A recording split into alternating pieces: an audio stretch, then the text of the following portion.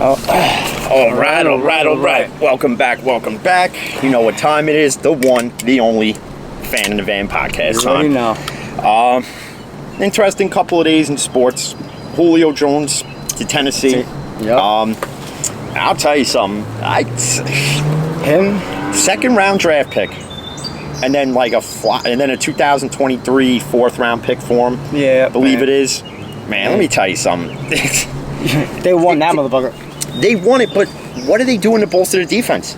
That's great that you got another offensive weapon, but yeah, you got Bud Dupree now.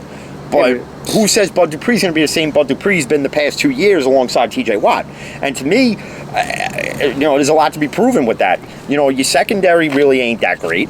And it's not, but they really didn't score many points in last season, and Ron Tannehill, all you guys do is post the ball in the and a lot of people were surprised that it was Tennessee. Well, he said he wanted to play with a big arm quarterback, and Tannehill the past 2-3 years has been highly improved. Exactly. So he's not the same way he was in Miami. So. Yeah, well, that's because in Miami he was coached by a moron. And he couldn't stay healthy because you had no offensive line to protect him, and so on and so forth. The Aaron Rodgers thing is getting interesting because now he's not going to be at minicamp. And he may be getting fined as much as $90,000 every day he misses. $94,000. So he's getting ready to forfeit at the end of the season $35 million. He doesn't even care, honestly. To me, I wouldn't want to forfeit $35 million. Not forfeit $35 million. I'm just saying. Well, that's the way if he doesn't play. Yeah, if he doesn't play, but they'll eventually either get traded. Or he's going to sit out the whole entire minicamp, all that stuff. Listen, as far as I'm concerned, Green Bay is just, listen, before you find yourselves in the Texans situation with Deshaun Watson, just give the guy what he wants. Just trade him, recoup some picks, get a decent piece in return, and just call it a day. Exactly, let him go. Just call it a day. Jordan Love's been... apparently he's been lights out, but listen, that's OTAs. That's not in a real game simulation. But he is having reps with the first string squad. Devontae Adams is gonna show up because he ain't gonna forfeit no money. So he's been there, but if Rodgers goes, he's going with him. Yeah. I know he knows it. Yeah. Man, thank God I'm not a Green Bay Packer fan. I actually know one, man. I can only imagine. Funny. That's hilarious. And before we get into the NBA playoffs and the NHL playoffs, I have to address it. I have to address it because they already know what we're going to address. Oh, Mr. Trevor Lawrence situation? No, not that. No. I really don't care about his fucking hamstring or the fact that he looks like Mitch from Dazed and Confused. Although he ain't happy there, throwing pick sixes in practice. All over the place and shit, yeah. Listen, why don't you just let Tebow be the starter? You might have a better chance. Nah, I'm just kidding. But listen, it's practice. He's adjusting to the NFL, and it takes time. But the umpiring in Major League Baseball and the doctored balls. Oh, the ejected balls, yep. Okay. It goes further. So, Yankees-Red Sox Sunday night. Odor's at the plate. Ball a foot off the plate, strike 3. A whole foot. Here we go into extra innings. Yankees lose the game. And then everybody from TikTok to Instagram to Facebook to Twitter to whatever, right? Whining and complaining about the umpiring. I'll give you umpiring's part of the problem with the Yankees. But umpiring's also part of the problem throughout Major League Baseball. As a whole. As a whole collective. The issue is, up until last night, Sanchez is the only one who's actually had decent numbers. He's like 12 for 34, 2 home runs, couple of walks, 5 strikeouts. His OPS is like 1,000.095, whatever it is. I'll take it. Okay? He's the only one who's really been producing other than, let's say, Judge. Yep. And the issue is that the guys that you are expected to hit and produce aren't freaking like LeMahieu's playing like he's a rookie out there, like he's it's his first day at Little League. I have no idea, bro. I don't. Glaber is hot and cold. Yeah, Clint Frazier's out there still diving for a ball in left or right field. Hey, Andor hits a home run when it matters. Actually, to be honest with you. Well, so did Sanchez. It was to increase the lead, but guess what? Yep. Insurance runs is what the Yankees are going to need to win. Exactly. Because with the horrible umpiring, who knows? But I'm not saying the umpiring is the majority of the Yankee problem. The majority of the Yankee problem is simply this. They're not hitting with runners in scorer's position. Exactly. That's one. They forgot how to run bases. That's pathetic. The bullpen has been not what it was to start the season. But that goes hand in hand with us not giving them any run support.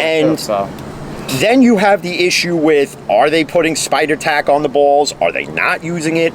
Because now it's all different spin rotations, this, that, and the third. Bottom line is this, Major League Baseball.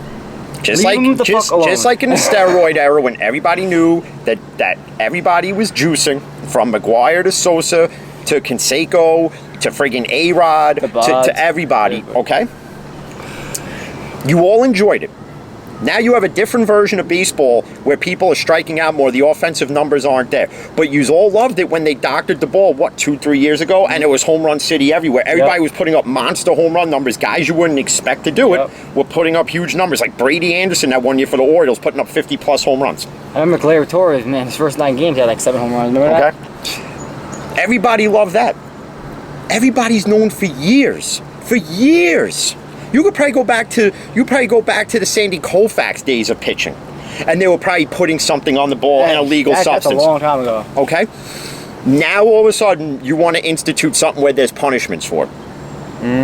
Everybody's cheated the game in baseball some way, shape, or form. Now you want to bitch because now we've had like 7 no-hitters before the month of June. Exactly. Yep. Wah. Get over it. Get over it. I'm not going to go further into it because bottom line is this: if Gerrit Cole used spider tack, then look at Jacob deGrom. It's not spider tack. I believe it's like all the balls in the. No, but the pitchers are using it because Trevor Bauer came out and said that they're all putting a substance on the ball, and spider tack is what they're using, which will change the rotation and all that. Maybe they're not using it, and maybe they're just flicking their wrist a little bit different when they're releasing the ball. Who knows? And I don't care. I really don't care. Worry about the umpiring before you worry about that shit. Yeah, because when they all get graded, they all better be fucking fired. That's all I got to say. But nobody wants to talk about Jacob deGrom, though. How a guy who when he came up was pitching mid-90s is now all of a sudden every game he's a flamethrower. I know, and his ERA is like a .56. 0.62. Whatever. Nobody's talking about that, though. Okay, so you want to talk about Gerrit Cole? Well, then you got to talk about Jacob deGrom, too. Is Jacob deGrom putting something on the ball? Listen, I'm not saying they are. I'm not saying they aren't. I'm not saying this is a Met thing. I'm not saying this is a Yankee thing. This is a Major League Baseball thing. Okay? That Rob Manfred will just sit there and now he wants to hand out punishments, yet he was the one who was the commissioner where they decided to inject the balls to juice them up. And now you don't like it because now we're not getting 500 bombs, 500 feet friggin' bombs like Shohei out there in Anaheim. Okay? I don't give a shit. Fix the umpiring first, then worry about friggin' sticky balls. Next season, so you got the rest of the season is be like this. All right. And if you want to sit there and you want to blame umpiring is the reason why your team's losing, it's not the reason. Look at what your team's doing on the field. When they're not hitting, they're not pitching good, they're not scoring runs. What wins games? Defense and scoring runs. Yep. And what do you got to do to score runs? Well, you got to hit the damn ball. And if you're not hitting the ball, what are you not doing? Scoring runs. And when you're on the bases, be smart. Dude, I don't even want to get into that one. All right. That's hilarious. But before I have an aneurysm and throw myself off the deck onto this friggin' person's windshield over here, which I hope you have glass coverage, because if you do, don't worry, Safe Flight's got you covered. I have glass coverage, bro. Yeah, well, I'm not going to launch myself in the event. All right? I mean, and the Hyundai looks a lot better. So, we got the NBA playoffs. I want to say the thing to say, in Brooklyn, you might as well just hand them motherfuckers the goddamn championship. Well, after game 1, and I popped on the podcast, you sat out here with me with the Daily Sporting, my man Taco over there. Yeah. And we were discussing it. Listen, if Giannis can't, and we were talking about it today on Twitter. You know, we message each other daily and talk about everything. So, pretty much without Harden, they can win this easily. So they continue. We both agreed if this goes 6 games, then you got to consider bringing Harden back in. Otherwise, let Harden rest for the Eastern Conference Finals and then the NBA Finals. If Giannis can't stop Durant, and Giannis can't be the Giannis he's been all year, it's a wrap. It's Nets in 4. Yeah, easily. You could say no, and I'm going to tell you right now, because without Harden, look what they did in Game 1. Without Harden, look what they did in Game 2. It was a blowout. It was disgusting. And I said it last week, and I said it when I was on the other podcast with Taco. I don't like Blake Griffin in the 5. He's not a true center. But you want to know something, though? He's playing like he is. Yo. He's putting it all out there, and every time he falls, he slammed it down. Every time he falls, every time he goes up for a rebound, comes down wrong. I'm like, oh great, here we go. It's gonna be like Blake Griffin on the Clippers. He stubs his toe. He's gonna be out for 6 months. And they're doing this without Jeff Green, without James Harden. And all these guys coming off the bench are all stepping up, from Mike James. Everybody was like, who the hell is this kid? And all of a sudden, he's out there friggin' tearing it up. Bruce Brown's out there tearing it up. And Claxton's out there defending the paint. Durant's going off like the Durant of old. Yo, Durant is and Kyrie is doing what Kyrie does best. Is being Kyrie. And Joe Harris is out there draining threes from all over the world. Oh, yeah. And listen, even though the Nets overpaid to keep Joe Harris. Hey, man, it's paying off now, ain't it? Listen.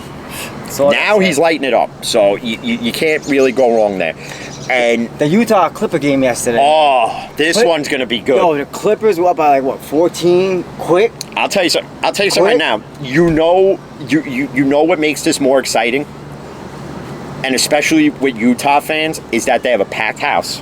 And these fans are just enjoying it. You could tell. Sitting at home, I couldn't even sleep last night because I had to stay up to watch this game. I watched the whole thing, man. And Donovan Mitchell put a 45. Number 45 put a 45. But again, even NBA officiating is horrible at times. There was a foul called on Rudy Gobert at one point. It was all ball. Didn't even touch him.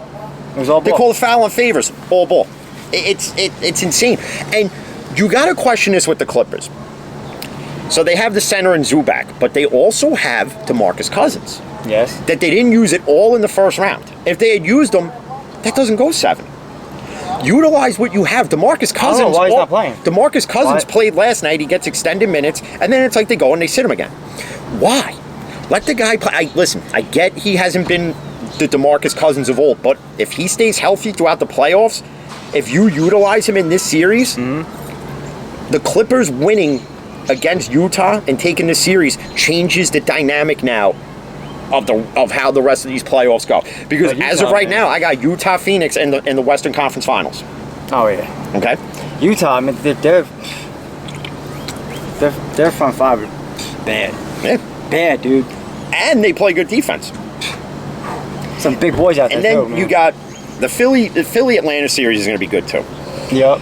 And it's getting chirpy with Danilo Gallinari and Joel Embiid. Oh, you don't want to focus on Embiid. I'm sorry, and I'm telling you again, in this series, the officiating's horrible. Fouls called for Trae Young that clearly aren't fouls because he whines and cries and does this, mini LeBron bullshit. Okay, and they immediately foul and whatever. Then but that's going to be a good series. I see it going 7. It's going back and forth. It's going to be. Even Phoenix, Denver's a good one too. Nobody thought Phoenix was going to win that first game, and Phoenix tore Denver apart. They tore them apart. And listen, I think tonight's going to be the same thing. I think Phoenix goes 2-0. I'm not saying Phoenix sweeps it. No. If anything, this goes 6. Phoenix wins it in 6. Phoenix is definitely going to win both at home. I'm pretty sure of that. I mean, they'll probably lose game 3, possibly almost game 4, and game 5. It'll go 6. Yeah. It'll go 6. And then... My Islanders, yo. Yeah, and then you got the Island. Listen, that game they needed in Boston, they won it, and you could win it. What is it, tonight? Yes, it is. Actually, I'm right the fuck now. Last 15 minutes. In 15 minutes. So, if the Islanders win it tonight in the Garden, I'll tell you right now, Uniondale, Long Island, there's going to be a Richter scale earthquake of 10 point whatever. Because Islander fans are going to go nuts. And somebody actually asked this on Twitter. Being a Ranger fan, are you supporting the Islanders because of... And then they list a whole bunch of reasons why. The reason why I'd rather see the Islanders win, obviously, than over Pittsburgh is because I don't like the Penguins. Being a Ranger fan, I don't like the Penguins. Being a Ranger fan, I don't like the Bruins. Okay? Because we're all in the same division pretty much. Yeah, basically. Okay. Plus, being from New York and living on Long Island... and being surrounded by pretty much 85% is Islander fans. So I'm kind of stuck in Islander country. Okay, Sal. All right. It's hard not to root for them. And right now, if they win tonight, they got to play Tampa again. And that's going to be a tough That's one, a tough... That's going to be, other than Boston, that's going to be your next toughest series. If you beat Tampa... You got to play Montreal. I know. Montreal or the Golden Knights or the Avalanche in the Stanley Cup Finals. Yeah, tomorrow. And none of those are easy matchups. Are they winnable? I'd rather play the Canadians than the Vegas Well, Knights. that's the way it's looking right now. For all intents and purposes, that's the way I've seen a lot of other people's hockey bracket predictions. A lot of them have them Islanders. Even Penguins fans have it Islanders, Canadians, and some of them want to puke.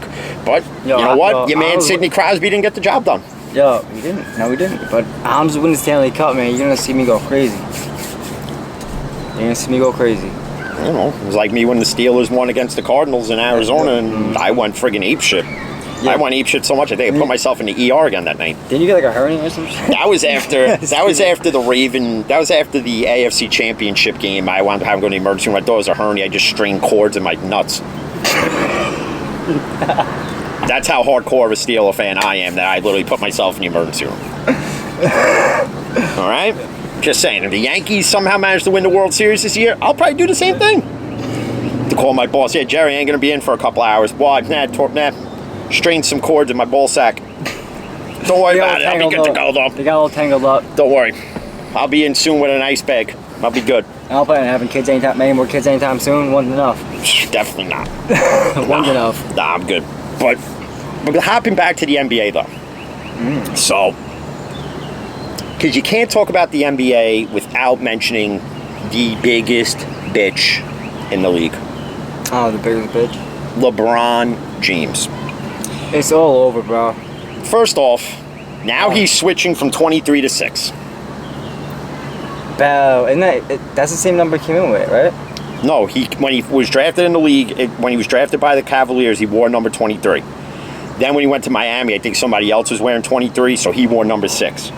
Then when he went back to Cleveland, I think he started with 6, went back to 23. Then when he came to the Lakers, he wore 23. Now he's switching back to 6. What's that going to do for you? You're still going to run up and down the court whining to the officials. Well, the whole reason he said was like before he even came to the league, he was talking all this shit, saying that he believes number 23 should be retired across the entire league, blah blah blah, all yada yada. Why? Because of him? No. Before he came into the league, because of Jordan. You know what I'm saying? Before when he was 18-year-old, 19-year-old kid. Yeah. You know what I'm saying? But then he tried to be Jordan. We're wearing 23. We probably realized he's not going to be Jordan. Be back to number 6. No. And people could give me he'll be one of the greatest scorers of all time. But that don't mean shit. But yeah, it's in a softer league. Again, it's in a softer league. Listen, whatever. You want to change a number? Go ahead. Change a number, same result. Change the number. There's got to be a reason behind behind him changing his number. Because he probably feels if he wears 6, he'll become the Miami Heat version of his former self, and he's gonna go off. Little does he know, it's like what 10, 15 years later. And come on, bro. And the Lakers, Magic Johnson came out and he said that the GM's got a lot of work to do, and you're gonna see a lot of guys get traded. Whether it's because of LeBron or it's because his GM realizes these guys ain't get me nowhere. Well, LeBron by himself. I honestly start with trading Kyle Kuzma. Mm-hmm. Because obviously LeBron ain't going to want him there. And there's so many free agents out there, right? Some of them are restricted, some of them aren't. And this goes across the board, even for like the Knicks. The Knicks got to get a couple of pieces. Yep. Like Kawhi Leonard, Chris Paul are going to be two of the biggest name free agents out there at the end of the year. Yeah. Okay. Well, Chris Paul wants to have his contract, I believe. All right. But there's so many other pieces that both the Lakers, the Knicks can get. DeMar DeRozan, even though he's like 37 and now 31, he's in his early to late 30s. Yeah, late 30s is a little old, but I don't. But if the Knicks were to get him, say, on the cheap to come off the bench, I'll take it. Can't go wrong with that. Kyle Lowry in Toronto, he's a free agent at the end of the year. Take him too. Even though he's up there in age, he's still got ball left in him. Yep. Lonzo Ball.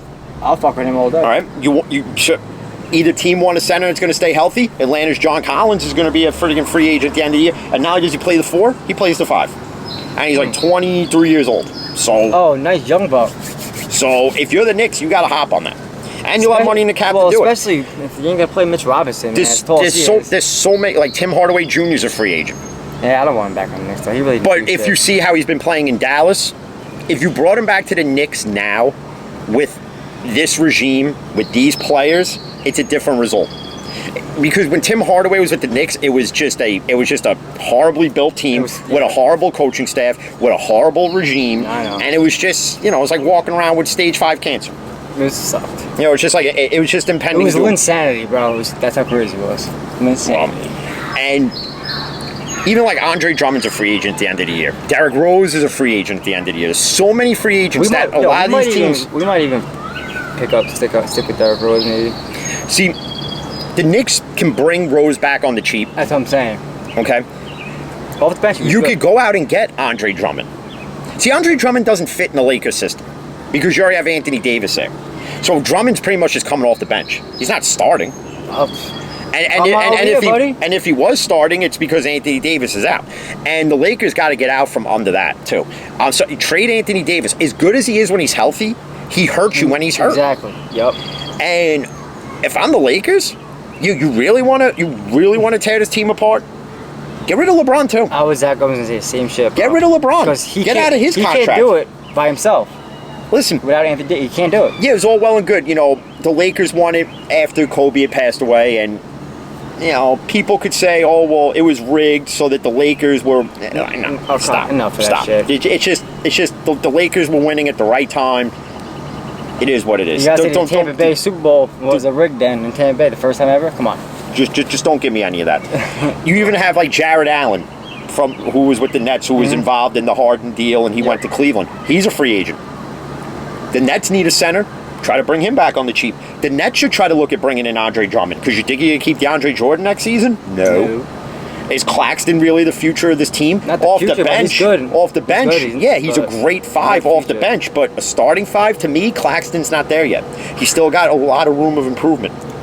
Well, the Nets big 3, they all got 3-year contracts, correct? I know Harden's is from the Rockets that the Nets took. And I don't know why. I think they took his contract. Because if they did and gave up all that to get him, that's stupid. It brings them a championship. I don't know, bro. All I'm saying is 3 years contract, bro. You got 3 fucking goddamn championships coming, bro. Well, all I know is this is the year to do it.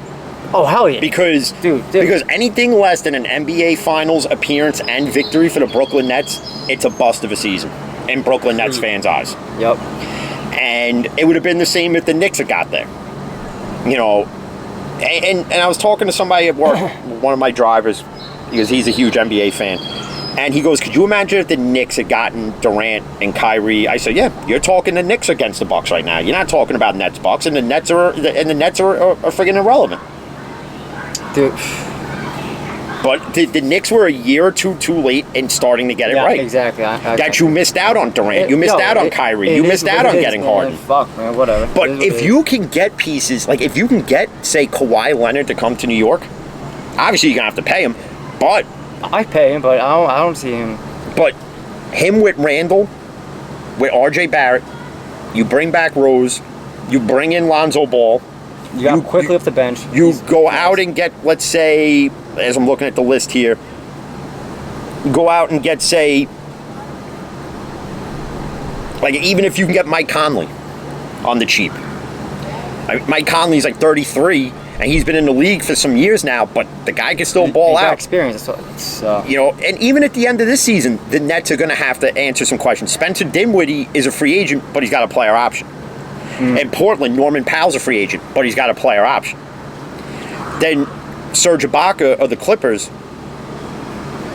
has... Yeah, but... he has a player option. Serge Ibaka's not the same Serge Ibaka you look. But you know what, though? He's a good 5 off the bench. Good 5 off the... That if the Lakers are going to keep Anthony Davis, then bring him in. Because at least then you have a center who can actually play the center position. Because Marc Gasol, I'm sorry, is utter garbage. He's utter garbage now. He's not what he was. Nope. Not at all. He's not what he was. And people want to give it... Listen, LeBron carried Cleveland Cavaliers teams to NBA Finals with little to no talent. I'll give him that credit. But if you were as great as you claim to be, you're as great as your fans claim you to be, then you should have more championships than what you have. They should have won that series. Instead of him bitching up and down the court, he should have been playing defense. Yeah. That's on LeBron. That's completely on LeBron. He let his whole entire team down. That's the way I see it. It's the way I see it. It's just... You know, and a lot of people come out and they go, why does everybody root for LeBron to fail? Nobody's rooting for LeBron to fail. Let's break this stigma now. Yes, clear the air here, bro. Okay? Let's clear the air here for a minute. The issue I take with LeBron is when you put LeBron on this side of the spectrum with Jordan on this side, and you're trying to say this side of the spectrum is better than this side of the spectrum. When everything is as clear as black and white. Jordan is better in every single category than LeBron could ever be. And especially when LeBron called himself the GOAT. Okay? When Jordan played in the era of which Jordan played and was still putting up the numbers he put up and getting cremated every single game. Yep. And LeBron is doing similar to that and whining about it, that's not a GOAT. He didn't want it. Yo, Jordan didn't want it when he got thrown to the ground by Jack Lambier. No. Well, Bill Lambier, but whatever. Jack Lambier, whatever. But it's I don't listen. And again, LeBron is talented as anybody in the NBA. Definitely is. Okay, he's getting old, bro. You right. see it too. So obviously, he can't be the same LeBron he was, and that's what annoys the LeBron lovers. Because again, you LeBron lovers don't like the fact that the truth door has been opened. Not only opened, but like Biggie kicked in the door. Okay, and well, Brooklyn reference, say like that, right? He's stupid. So that door has been blasted open now. Okay, and nobody likes what's being said because it's true. And when you likes the truth. And when you want to debate it, there is none. Your thing is, well, LeBron ranks this in all-time scorers. I don't give a shit. LeBron doesn't have Defensive Player of the Year awards. He doesn't have the steals championship. He doesn't have an assist championship. He doesn't have 2 3-peats. He doesn't have a 6-0 undefeated finals record. He doesn't have now that 15 straight years of never being eliminated in the first round. Yeah, Jordan had that. Okay? Yeah, it's all well and good. Even GOATs have a bad day. But guess what, though? At the end of the day, you cannot have a Jordan-LeBron debate. They are on 2 different spectrums. Yeah, to me, the debate you want to have, greatest of all time, is Kobe. Is number 24/number 8, yep, and number 23/45, and the one game where he had to wear the unnamed 12 jersey. Oh, yeah. That's the debate. That's the debate. Then, I'm sorry, honestly, it is. And if you disagree with me, then disagree with me. And if I would have give me some reason why. If I would have that debate, I'll do like basically the only thing Jordan's got is those 2 extra rings. Then 1 extra. You know, and then people want to say that Kobe needed Shaq to win championships. No, he won 2 without him. There you go. That's it. See, Kobe. Okay, in the beginning, Kobe needed the bigger name to support him, right? Mm-hmm. But he didn't need him after it. See, Pippen needed Jordan to win titles. Bill Paxton, not Bill Paxton, I'm thinking of the actor. John Paxton needed Michael Jordan to win championships. Phil Jackson needed Michael Jordan to win championships. The same way Phil Jackson needed Kobe and Shaq to win championships. Yep. Okay? Mm-hmm. Granted, yeah, Phil Jackson goes down as one of the best NBA coaches of all time. What was he, 11 rings? Yep, 11. Wow, yeah. It's a lot. Okay? But at the end of the day, the debate is not Jordan-LeBron. No, so everybody needs to put the kibosh on it, stop it, because we're not having it ever again. You got to bring to me a real legitimate reason why it should be discussed. And don't tell me it's because they wear the same jersey number or it's because they emulate each other. They don't because LeBron James emulates that 3-year-old at Walmart that wants a toy, doesn't get it, and throws a fit. Like Trae Young does the same thing. Well, that's what he did Jordan never did that. And not only that, LeBron has always been afraid of the big moment. That was the big moment. Jordan never was. And if LeBron, if anything, if LeBron really wanted to prove that he could take a team and carry it, the Phoenix Sun series was the one to do it. And he couldn't do it. Because he was too busy whining. Oh, he flicked my wrist. Oh, he did this. Oh, he tugged at my jersey. Blah, blah, blah. I don't care. Okay? I don't friggin' care. Bottom line is this. Jordan will always be better than LeBron. Okay? Even people that I know that are Lakers fans admit that Jordan's better than LeBron. Even the youngins who thought LeBron was better, who watched The Last Dance, changed their mind. Like, damn. And everybody's sitting there, all right, and they're watching LeBron play, and they're seeing this unfold before their eyes, that even you have to accept the truth now. That LeBron is not what LeBron James once was. And it's the same even when Jordan was on the decline and he played with the Wizards. Yeah, he wasn't. Even though he put up 40 here and there, he wasn't the same Michael Jordan. And listen, we get it. We get it. As they get old, as every star player gets older, they're on the decline. Yeah. Listen, it's in every sport. Look at Alex Rodriguez was definitely on the decline, and you could attribute that to steroids too. I'm just saying. But he was on a decline. He couldn't even hit a wet paper bag in a hurricane. Fuck it, but yeah, at least you got a ring with the Yankees, though. You know, look at guys like Andy Pettitte. The older they got, the less talented they became. The best pickoff artist ever. And and for people to come at me and say, "Oh, you don't like LeBron because you're a Jordan lover," yeah, I am. I am. Being a Bulls fan who just happens to watch Brooklyn Nets basketball over the Knicks. Because it's more exciting, obviously. Okay. Because ever since I was younger, if the Bulls game wasn't on TV, I always watched the Nets. Because at that time, when I was younger, you had to pay to have MSG. Yep, I remember that. And I had and Satan was so cheap that we couldn't have MSG, but we got Sports Channel, and the Nets would be on Sports Channel. Fuck that. So guess what? I watched more Net games. I fucking like every Sports Illustrated magazine you could think of, bro. It like 4 drawers stacked with them. It just listen. Rest in peace, Mr. Fossil. Giants coach died. Yep. And what's annoying with the whole LeBron thing, see, LeBron had to get his first 2 championships by going to somebody else's team. Everybody flocked to Jordan to win. LeBron had to flock to somebody else. So there's the knock just alone. Mm-hmm. That's one knock there that gives Jordan the one-up on LeBron. Yep. Is that Jordan didn't have to form the super team. Jordan was the super team. Mm-hmm. And everybody gravitated to him. Okay? LeBron had to gravitate to Bosh and Wade. Jordan never left the team in salary cap hell after they got pieces that he knew he wasn't going to play with after a year or two. True. Okay? And which he left the Miami Heat. And again, okay, LeBron went back home, but he went there when Kyrie was already there.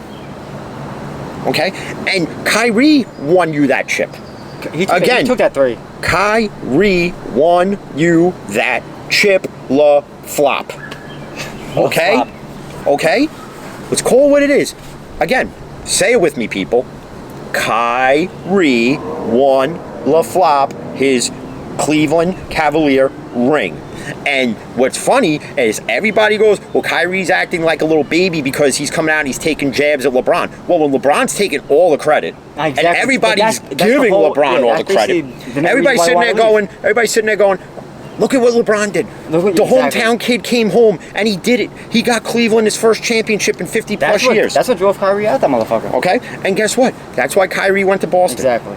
And then Boston didn't appreciate him. Then he came up. Boston didn't want to pay him. So guess what? Off to Brooklyn he went. And guess what? Brooklyn Nets fans appreciate what Kyrie does. How can he not? Just like... That dude's nasty with it, bro. And you know... I'm just so sick and tired of hearing about LeBron. I'm just really... Luka Doncic won the MVP, alright? No, Jokic won the MVP. Oh. And people are bitching about that. Like, I'm sorry, if you don't realize why Jokic won the MVP, you're not knowledgeable. Because I said it weeks ago. What would get Jokic the MVP over Embiid, and now that Jokic won this by a landslide. Mm-hmm. Like, out of 100 votes, he had 91. Derrick Rose even got a vote. I don't know how to... Everybody in the league, from friggin' LeBitch to friggin' God knows who, wanted Steph Curry to win it. Why? Because he throws up friggin' 23s a game? That's not winning you an MVP. It's more than that. It's more than that. Jokic didn't miss a game. Jokic was top 5 in every statistical category. So was Joel Embiid. But what hurt Embiid and what gave him like maybe 3 votes out of the 100 was the 19 games he missed. Yep. And you seen it yesterday. He's got to keep heat on that knee from time to time. He's not playing healthy. You can tell. You can tell. He's not playing healthy. And all it's going to take is one wrong move, and that's going to hurt Philly's chances of advancing against Atlanta. You're damn right. No, seriously. And, you know, and even in that series, everybody, because Ben Simmons is the better defender than Tobias Harris is. Tobias Harris is the better scorer than Ben Simmons is. So Ben Simmons should be covering Trae Young, and the offense should be going through Tobias Harris. Okay, I'm not the only one to say it. There's others who have said it. Okay? If you put Ben Simmons on Trae Young, you will shut Trae Young down. See, the Knicks did it too late with putting Ntilikina on Trae Young. I know. They did it too late. You should have did that in game 2. You should have did that in game 3. You should have did it in game 4. They didn't, and that is what that is at this point. I can't get mad at it, though. It is what it is. You know. Until next year, brother. Yeah. Until next year. And, you know, it's, you know, but like when the NBA season ends, okay, every team's going to have questions. You know, do they keep certain free, you know, do they try to keep certain guys? Like in New Orleans, I think, honestly, they need to keep Lonzo Ball. Yeah. He's improved. You have Zion. As long as Zion stays healthy, you have Brandon Ingram. You get another piece with another, and if you can get a legitimate 5, I'm not saying Steve Adams isn't a legitimate 5, but he's not a guy that's going to help you get to a championship. He's good off the bench, but to me, he's not a starting 5, center at least. So for me, honestly, if I'm a Pelicans fan, if I'm the Pelicans GM, I'm looking at guys like Drummond. I'm looking at guys like Serge Ibaka. I'm looking at a guy even like Mitch Robinson's a free agent. Somebody to come in and well, Mitch Robinson, man, he's like injury prone like a motherfucker. So yeah, but if he's not starting, he'll stay healthy. I don't know why we didn't use him. So same reason why I need to know why DeAndre Jordan isn't suiting up, because I haven't seen anything that says he's hurt. I have no clue. So I really don't know on that one. But hey, listen, they're winning without him. They're winning with Griffin playing the 5. Obviously, they're missing Jeff Green to a degree. They're winning without Harden, too. But you know what? You're winning without Jeff Green. You're winning without DeAndre Jordan. And you're definitely winning without James Harden. Giannis, I think, is just from carrying. Listen, they ran through Miami. Miami put up like no fight. Jimmy Butler. That's really all they got, though. Jimmy Butler. That's all they got. Jimmy Butler and Tyler Hero, I played with like no heart in that series. Okay, if you ask me, they played with no heart. That series should have went 7. Miami should have won that series, because I think Miami would have given the Nets more fits than Milwaukee. Even though Milwaukee's got a decently better built team because of Giannis and Chris Middleton and Holiday. Other than that, but see, Milwaukee's problem is that you're relying on Giannis. You're relying on Giannis to be the focal offensive piece, and you have Giannis who outweighs Harden by a good 60, 70 pounds, and is taller. And is a lot. No, they're about the same height. Harden?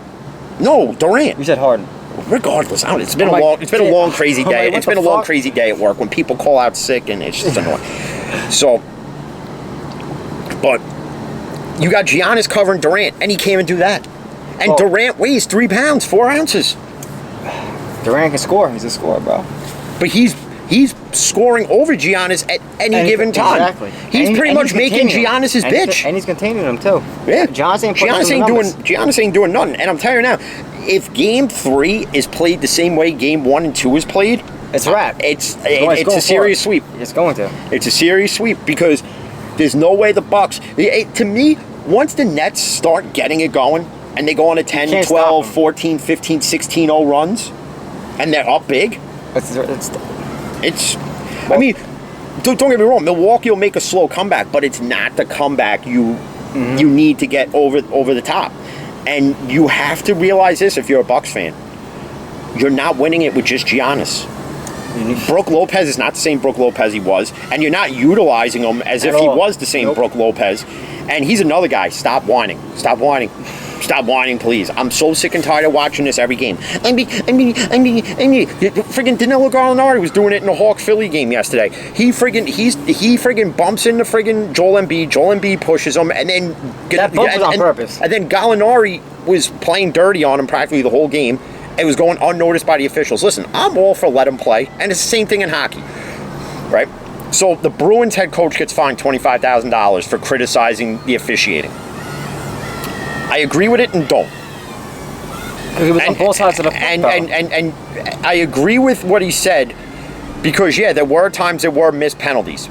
But then Barry Trotz could also come out and he could criticize the officiating, but he doesn't because then he'll get fined $25,000. And again, this goes to what I've been saying forever. Why are coaches and players being fined for officials' mishaps? And there was an incident in last night's Met game or earlier today, whatever it was. A throw to first base. The guy's clearly out of first base. Okay? You can see it clear as day. Ball is already in the vicinity of the glove before the runner's foot touches the base. The Mets challenge it. Rightfully so. They lose the challenge. So Gary Cohen, listen, people want to knock Michael Kay and Cohen and Paul O'Neill, for Yankees broadcasts and say that they're homers. Shit. But Gary Cohen, Ron Darling, and Keith Hernandez, that trio of broadcasters, they're phenomenal together. And Gary Cohen came out and he said, whatever the fuck his name is. Gary Cohen, Steve, whatever. No, Steve Cohen's the owner. Gary Cohen came out and he said, just take this whole replay system and throw it in the garbage because it doesn't work. It doesn't. So you mean to tell me that every time somebody criticizes an umpire, an NHL official, an NBA referee, or an NFL official, everybody's going to get fined, but these officials in every single sport don't get held accountable? And how many times have you seen? And we can go to this as the example. The perfect game that should have been the perfect game that the pitcher from the Tigers, Galarraga, pitched, where Jim Wolf, I believe it was Jim Wolf, calls the runner safe and he was clearly out. After the game, admits to blowing the call. Where's that fine? Where's that fine? Where's that accountability? Where is that? There was none. Okay. And he admitted he blew that call. There's been countless times where you hear a day or two after a specific game where there's been a horrible call that's changed the outcome. You hear a day or two later the officials say, yeah, I blew the call. But where's the fine? Where's the punishment? Where's the accountability? Because there is none. But the players... How about this? I've been fucked up all damn day, they should be saying. I've been fucked up all day. But players and coaches are held accountable for words. But these umpires, officials, referees, whatever they are, they are not held accountable for their actions. They're not held accountable for their actions. And it's sickening. And you wonder why these coaches... Listen, I'm not a Bruins fan, but I got to give credit to the coach for coming out and saying something. Or any coach in any sport that comes out and criticizes it. Any player that does it. I don't care. What? Because you don't like the truth? Just like the LeBron lovers don't love the truth? The NBA, the NFL, MLB, NHL, friggin' Major League Soccer, Major League Lacrosse, whatever sport it is, you don't like the fact that somebody comes out and they're speaking the truth that the officiating's horrible and something needs to be done? What's next? Is Gary Cohen going to get fined for what he said about taking replay and throwing it in the trash? Because you know what? You could take that and throw that motherfucker away. They don't get it right in football. Okay. They never did. Okay. We've learned that from the stupid pass interference. You could challenge pass interference calls now. Okay. Yeah. What happened with that? One and done. Well, how about they figure out what a catch is first before they even figure out anything is? Then you institute replay in hockey. You still don't get it right. You have it in baseball. You can't get it right. You have it in basketball. They marginally get it right. So I'll give the NBA credit with the replay system. They marginally get it right. Like with the Embiid Gallinari situation yesterday. Yeah, okay? Where they immediately called a technical on Embiid. For pushing. Okay? But when they went and looked, you could see both officials, they go, we got to throw this one to T too. Yeah, so not only was it called a dead ball foul, rightfully should have been a dead ball foul because there was no play going on at the time. Mm-hmm. Nobody was shooting, nobody was anything. Okay? Dead ball foul, both got T's, next person's getting ejected. No, they both got T. Perfectly fine. But as far as NFL replay, trash. NFL get rid of it. Replay, horrible. Okay? Horrible. Major League Baseball shouldn't even have replay. Okay? You can't even get a strike right. You don't even know where the strike zone is. It's a foot out of the box. Okay. That's the worst ones, bro. Okay. Okay. And then the umpire gets mad when a catcher holds it in the strike zone, like so, and the pitcher's staring at the umpire, and he still calls it a ball. If I was that pitcher, you know what I'd do? I'd be like Wild Thing Vaughn in Major League. Okay? Like before he got the glasses, I'd start beaming the ref in the dick. I'm surprised nobody punched the ref in the head yet. I'm telling you now, if MLB doesn't get this right, you're going to have a serious problem. You're going to have a serious problem. Because I'm surprised Aaron Judge hasn't blown up yet. And you could see the frustration now. It's not just with the Yankees. It's during a Met game. It's during a Brave game. It's during a Dodger game. It's during a Padre game. So again, for everybody who says, "Oh, you only complain when it's a Yankee game," no, because you know what? I watch more than just Yankee games. I watch all. Okay, if it's on, I'm watching it. Okay, that's it. And I'm telling you, Major League umpiring is a problem across the board. It's not just in a Yankee game. It's not just in a Met game. It's across the board, and they could try, and they could do all these, different things that they want to try at Long Island Ducks games, which I'm probably going to try to get tickets for the 19th. So if you're saying you're going, you better go. I'll go. Let's do it. But you trying to figure out new rules there ain't going to work. What's the point? Figure like what? They want to make the first base bigger. How do you already miss it now? Well, other than the kid from the Pirates hits a home run, rounds first base, and completely missed it. How do you not feel the... But you want to know what, though? Not only does that fall on that kid, which is Charlie Hayes' son, it falls on the first base coach who should have sat there and realized, hey, you missed first base. You got to go back and touch that. But we also got to talk about, since we have a few minutes left. So, Logan Paul and Floyd Money Mayweather. What utter fucking garbage. Well, Floyd came out before the fight even happened. He even said, if I knock him out in the first round, all his fans, are going to be upset for paying for it, blah, blah, blah. If he makes it last, puts on a show, everybody's going to come out and say... Well, there was that hit that technically, I've watched it time and time again, every angle. He knocks him out and holds him up. So it goes to... Listen, one thing I could say about Logan Paul, and you could say it about his brother too, and I'll give both these douches credit. As much as they chirp and run their mouths, they train their ass off. Yeah. I'll give them that. But again... But the background's wrestling. But if you ask me who would be... And I gotta ask this. Who would be the more successful boxer if they fought bigger names? Like if they actually went into like the WBC or, like if they went and fought in real professional boxing, who would be the better boxer of the two? To me, it's Logan Paul.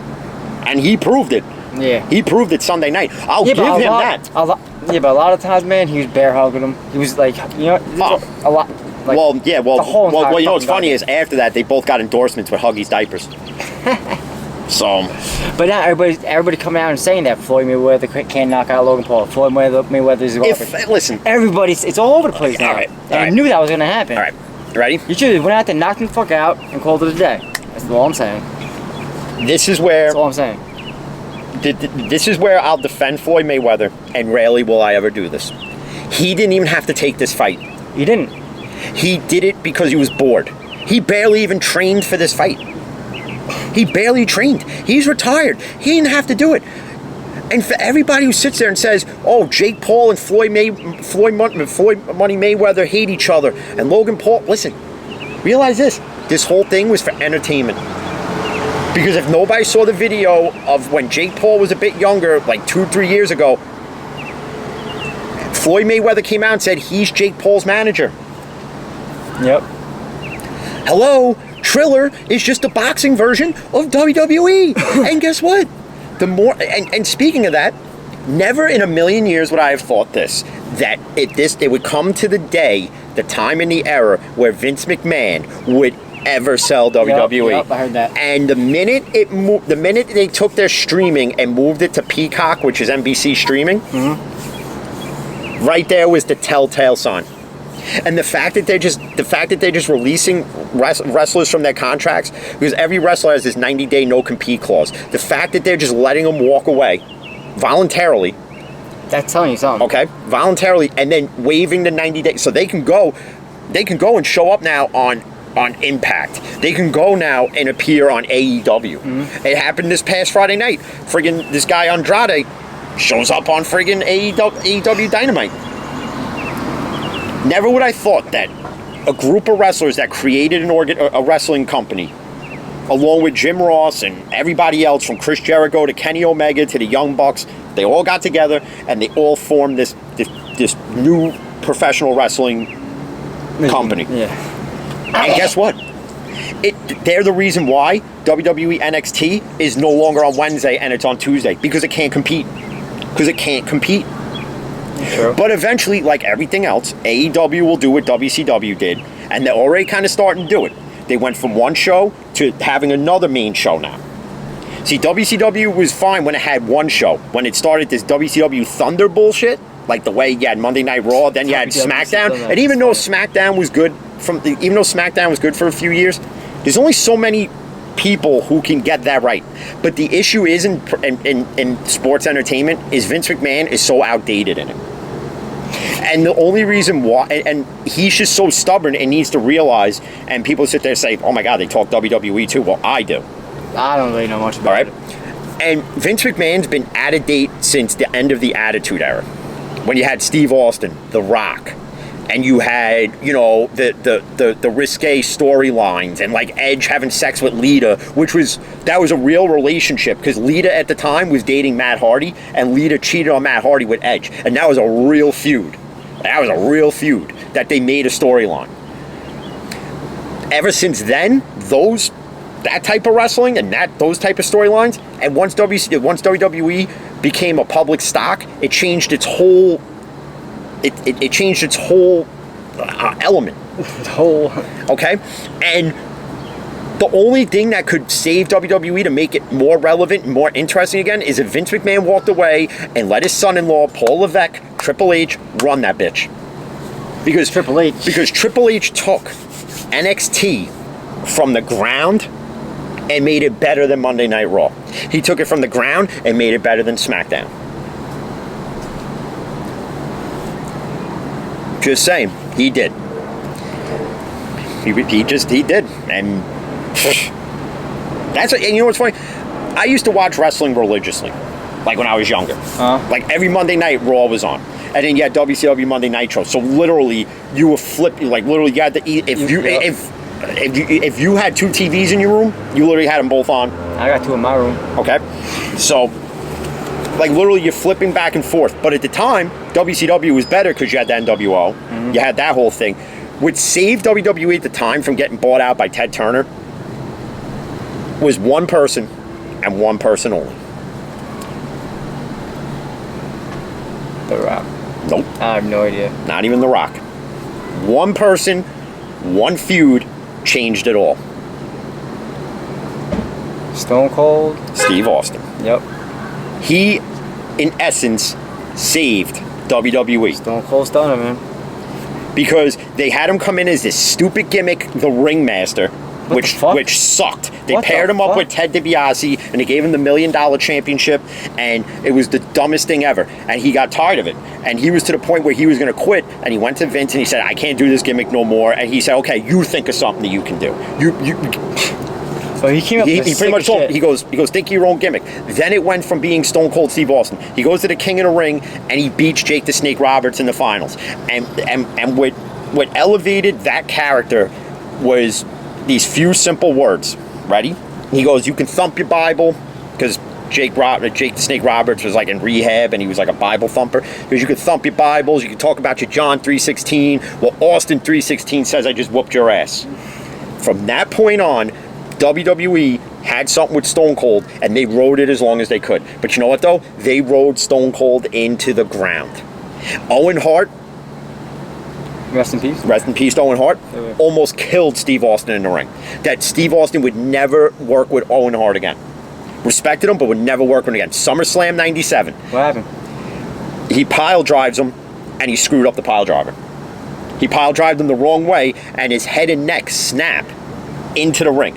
So Owen Hart has him like this, and instead of doing like how the Undertaker does it, where he drives the knees down so the head doesn't hit the ring.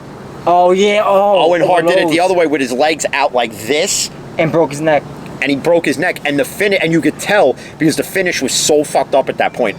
Like once Steve Austin had a minimal amount of movement to crawl, he rolls him up for the pin to give him the Intercontinental title, and the next night he had to come out and he had to vacate it.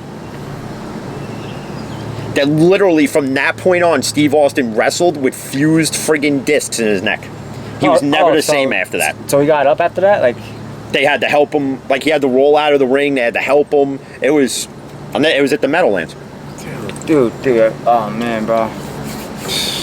I didn't know about that. And on the other side of it, because I talk wrestling with certain people all the time. 1-0 Isles, baby. Give me some. So, and as it winds down though, and what ruined WCW was one person. Vince Russo.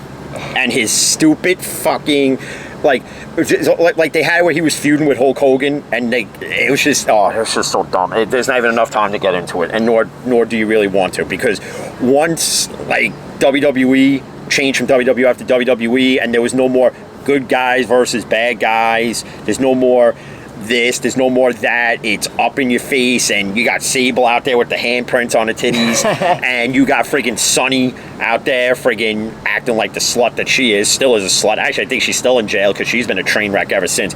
Talk about somebody who's been passed around a WWE locker room. Oh, God. See that sex tape? Holy shit, she was a pig in that. The best part, one of the because I watched the tape. One of the funniest lines, she goes, you know, you're fucking a Hall of Famer, and then she got the fucking like bakery rolls everywhere. Fucking yeah. Like, yeah, I just went from midnight back to 6. Okay, I'm done on this one, but we're gonna go enjoy some NHL playoffs and whatnot and so forth. Too, boys. So, yeah, well, let's see if Sanchez catches Cole tonight, or is it going to be Higgy? It's probably going to be Higgy, most likely. But, again, just want to thank everybody who listens, watches, comments. I don't know, taking game 6. Going on and play the Lightning, baby. Yeah, well, hopefully. I mean, they're starting off hot, so hopefully they continue. Is Vermaloff in net, too, I think? Mm-hmm. Well, whether it's Vermaloff or Sorkin, it should be fine. It's probably Vermaloff. Well, yeah, you know, you got to ride that again. You got to ride the hot hand. So Vermaloff is getting it done. He's getting it done for you. So, but again, thank you everybody who watches and listens. Probably do another one Sunday, depending on weather, work, whatever it is. As it looks like it's probably going to downpour at some point tonight. Yeah, I know. But till then, stay safe, mask up. Peace.